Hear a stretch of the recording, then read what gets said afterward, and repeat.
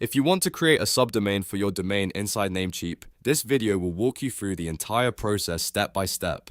By the end, you'll know exactly how to point your subdomain correctly using Namecheap DNS settings and your domain's shared IP address from cPanel. This is a simple process, but it's important to follow each step carefully so your subdomain works properly. If this tutorial helps you, please hit the like button and subscribe for more easy software and website tutorials. Let's jump right in.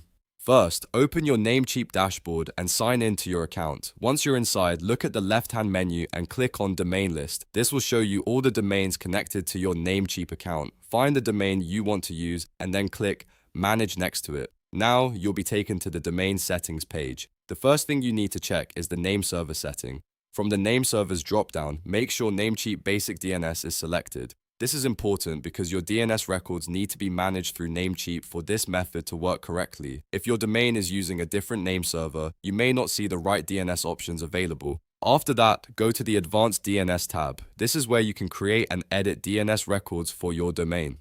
In the Advanced DNS section, look for the option to add a new record and click Add New Record. A new record row will appear. From the record type options, choose a record. This is the record type you want when you are pointing a subdomain to an IP address. Next, in the host field, enter the subdomain name you want to create. For example, if you want sub@yourdomain.com, then you would enter sub as the host value. Now move to the value field. Here, you need to enter the shared IP address of your domain. You can usually find this IP address inside your cPanel account. Just log into cPanel, check the server or shared IP address, and copy it exactly as shown.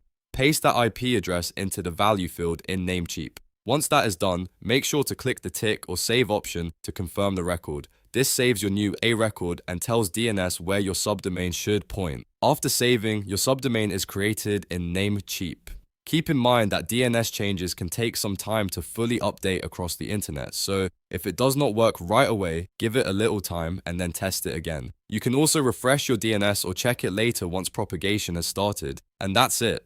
You now know how to create a subdomain for your domain through your Namecheap account using an A record and your shared IP address. If this video helped you, don't forget to like, subscribe, and turn on notifications so you don't miss the next tutorial. Thanks for watching, and I'll see you in the next one.